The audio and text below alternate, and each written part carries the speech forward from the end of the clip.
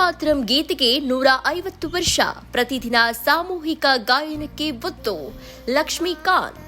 ಖ್ಯಾತ ಕವಿ ಬಂಕಿಂ ಚಂದ್ರ ಚಟರ್ಜಿ ರಚಿಸಿದ್ದ ವಂದೇ ಮಾತರಂ ಗೀತೆಗೆ 150 ವರ್ಷ ತುಂಬಿದೆ.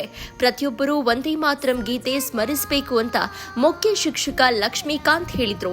ತಾಲೂಕಿನ ತ್ಯಾಮಗೊಂಡ್ಲು ಟಿ ಬೇಗೂರು ರಸ್ತೆಯಲ್ಲಿರುವ ಸೌಂದರ್ಯ ನಾಲೆಡ್ಜ್ ಪಾರ್ಕ್ ಶಾಲೆಯಲ್ಲಿ ವಂದೇ ಮಾತರಂ ಗೀತೆಗೆ 150 ವರ್ಷದ ಸಂಭ್ರಮಾಚರಣೆ ನಡೆಸಿ ಮಾತನಾಡಿದರು.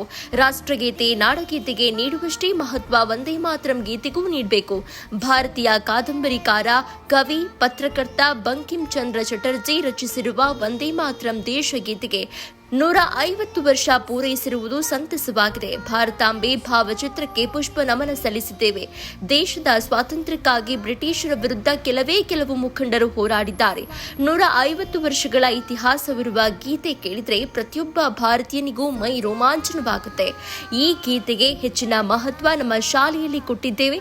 ಕೆಲವರು ವಂದೇ ಮಾತರಂಗೆ ಪ್ರಾಮುಖ್ಯತೆ ಕೊಟ್ಟಿರಲಿಲ್ಲ. ಇದೀಗ ಎಲ್ಲಾ ಕಡೆ ನಡೆಯುವ ಕಾರ್ಯಕ್ರಮಗಳಲ್ಲಿ ವಂದೇ ಮಾತರಂ ಗೀತೆಯನ್ನ ಕಡ್ಡಾಯವಾಗಿ ಹಾಡಬೇಕೆಂದು ವಿದ್ಯಾರ್ಥಿಗಳಿಗೆ ತಿಳಿಸಿದ್ದೇವೆ. ಪರಸ್ಪರ ಸಾಮರಸ್ಯಕ್ಕೆ ಈ ಗೀತೆ ಸಹಕಾರಿಯಾಗಿದೆ ಅಂತ ಹೇಳಿದ್ದಾರೆ. ಈ ಸಂದರ್ಭದಲ್ಲಿ ಸೌಂದರ್ಯ ಅಂಬಿಕಾ ಸಮೂಹ ಶಿಕ್ಷಣ ಸಂಸ್ಥೆಯ ಸಂಸ್ಥಾಪಕ ರಮೇಶ್ ಸೌಂದರ್ಯ, ಕಾರ್ಯದರ್ಶಿ ಭರತ್ ಸೌಂದರ್ಯ, ಶಿಕ್ಷಣ ಸಂಯೋಜಕಿ ಶಾರದಾ, ಶಾಲೆಯ ಶಿಕ್ಷಕರು, ವಿದ್ಯಾರ್ಥಿಗಳು ಮತ್ತಿತರರು ಉಪಸ್ಥಿತರಿದ್ದರು.